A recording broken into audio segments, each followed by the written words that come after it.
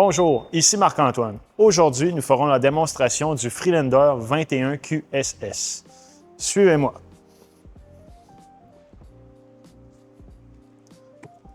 On a notre première prise de courant 120 volts à l'extérieur qui fonctionne lorsque le véhicule est branché ou que la génératrice est en fonction. Notre réservoir de propane avec notre indicateur. On vient simplement ouvrir ou fermer la valve pour avoir du gaz à l'intérieur de l'unité. On a un compartiment qui donne un accès à l'arrière du frigidaire. Simplement avoir un accès aux connexions. C'est un frigidaire qui fonctionne sur le 12 volts. Notre sortie de fournaise au propane. Juste ici, on a une hose avec un quick coupler pour venir brancher un barbecue ou un foyer extérieur sur le propane directement. Un grand coffre de rangement avec le fil qui vient avec l'unité. Vers l'arrière, on a un deuxième accès au même coffre, juste ici.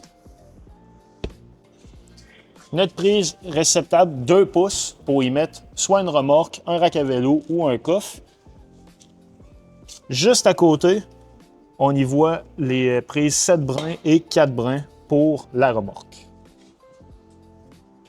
Notre fil qui est 120 volts sur le 30 ampères qu'on vient connecter juste ici et le support pour la plaque. On peut remarquer en haut la caméra de recul qui est intégrée au véhicule.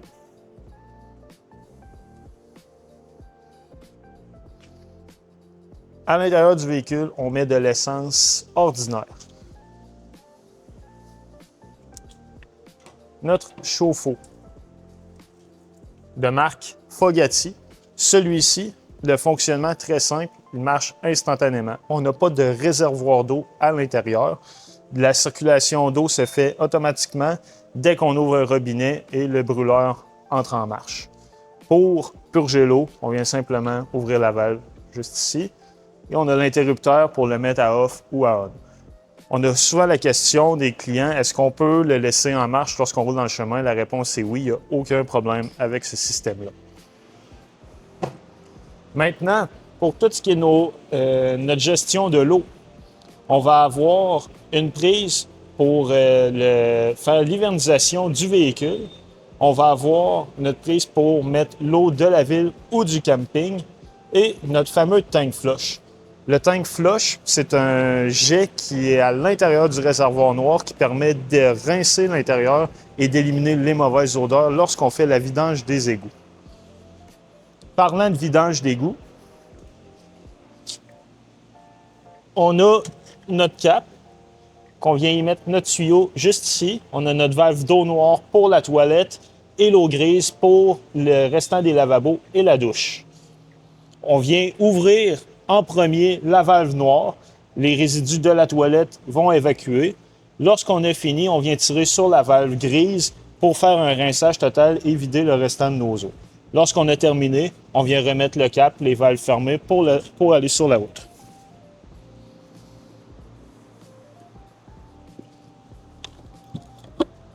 La génératrice, simple d'utilisation. Lorsqu'on veut valider le niveau d'huile, on a notre baguette juste ici et on a l'interrupteur pour la décoller de l'extérieur. Quand on veut la décoller, on tient les pitons stop. Une lumière est supposée s'afficher. Lorsqu'elle sera prête à décoller,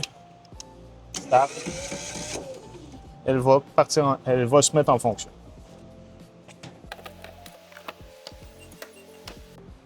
Petit tour côté mécanique. Mécanique de Ford, très simple. On va visualiser un peu nos niveaux d'huile sont où. Donc ici, on retrouve notre liquide de refroidissement, notre huile pour le freinage, pour le power steering. On a nos 2 baguettes pour l'huile moteur, l'huile à transmission qui sont bien identifiées, ainsi que notre lave-vitre. Notre batterie pour faire démarrer le moteur se trouve juste ici, pôle positif, négatif. C'est ce qui conclut l'extérieur du véhicule. Maintenant, dirigeons-nous à l'intérieur. Dans le compartiment sous les escaliers se situe notre batterie qui alimente la maison de groupe 24. Il est possible d'en rajouter une deuxième au besoin.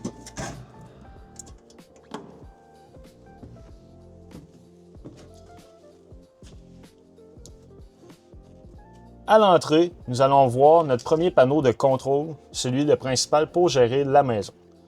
On a un interrupteur pour alimenter notre pompe à eau. On a aussi nos indications pour tous les niveaux du véhicule. Le gaz propane, la batterie, l'eau fraîche, l'eau noire et l'eau grise. On a le contrôle pour la génératrice. Donc, quand on veut décoller la génératrice, on vient maintenir le bouton Prime afin qu'elle puisse se préparer au décollage. Après quelques secondes, on pèse sur Start et la génératrice va décoller. On voit ici le Hour Meter de la génératrice. Donc, après un certain nombre d'heures, c'est important de faire un entretien. Un peu plus bas, on voit le contrôle pour le chauffe-eau instantané. On peut l'ouvrir et le fermer juste ici. On peut contrôler les Celsius, les Fahrenheit et l'intensité de la température désirée. Lorsqu'on a terminé, on peut simplement le fermer. On descend encore, un peu plus bas, on a la lumière pour l'auvent à l'extérieur, la lumière de l'entrée et notre contrôle pour ouvrir et fermer l'auvent. Le couteau juste ici sert à couper le courant 12 volts de l'unité. Lorsqu'on parque le véhicule pour une période indéterminée, on veut s'assurer de ne pas avoir de perte de courant, on vient le mettre à off. Lorsqu'on réutilise notre motorisé, on vient le mettre à on. Dans l'unité, notre cuisinière qui fonctionne au propane. Simple d'utilisation, lorsqu'on veut activer un rond, on vient appuyer pour avoir l'étincelle et tourner pour alimenter la flamme. Quand on veut l'éteindre, on le ferme. On a aussi la lumière pour les contrôles. Notre micro-ondes conventionnel, comme on retrouve à la maison. Et on a un tiroir de rangement ici et sous l'évier. On a notre interrupteur pour contrôler la lumière au-dessus de la cuisine. Des panneaux de rangement. À l'intérieur de ce panneau, on va retrouver l'affichage de tous nos électroménagers qui sont à l'intérieur de l'unité, les modèles, les numéros de série. Donc, si vous avez un problème ou quoi que ce soit par la suite, avec ces informations-là, c'est plus facile de contacter notre fournisseur.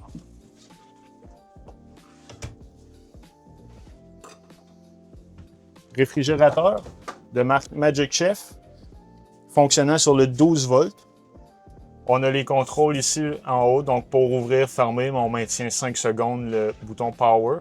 On peut aussi réguler la température désirée du frigo. On a notre sortie pour la fournaise au propane.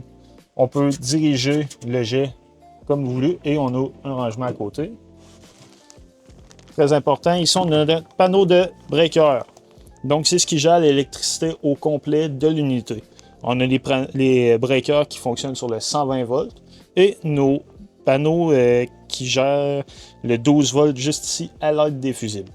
Lorsqu'une fusible est disjonctée, qu'il y a un problème ou qu'il y a de quoi qui ne fonctionne pas, il y a une petite lumière rouge qui va allumer à côté du panneau pour indiquer que la fusible est défectueuse. Au fond, pour le lit, on va retrouver une prise 12 volts et USB, ainsi que prise de courant 120 volts unité. On peut ouvrir et fermer les lumières avec l'interrupteur. Et on a une petite trappe ici qui sert à passer les fils pour aller dans l'armoire. Maintenant, notre contrôleur pour la climatisation et le chauffage. Quand on veut l'ouvrir, on vient sélectionner le mode désiré. Cool pour l'air climatisé, le heat pump pour l'air climatisé et la chaleur, et la fournaise pour le chauffage au propane. Quand on veut le fermer, on le ramène à off. On peut aussi monter et baisser la température comme voulu. On peut gérer aussi le fan indépendamment lorsqu'il est à on, la puissance. On va le refermer. L'interrupteur pour la lumière de la chambre.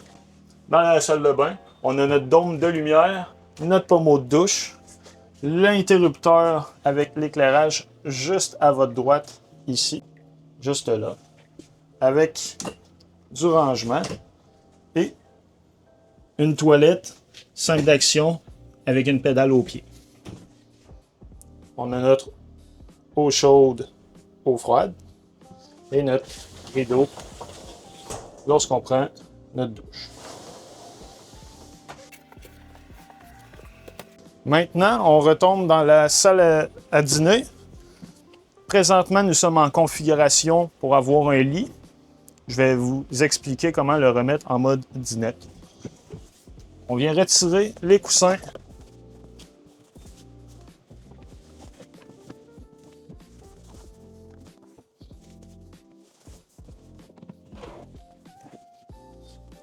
On prend les deux pattes.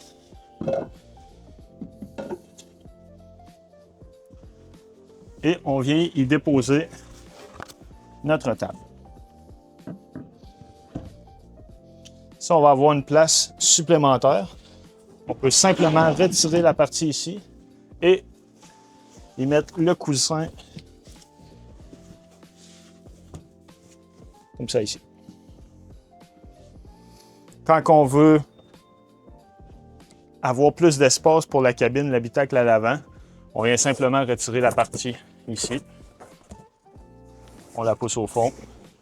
Et maintenant, on a un accès plus facile à l'habitacle.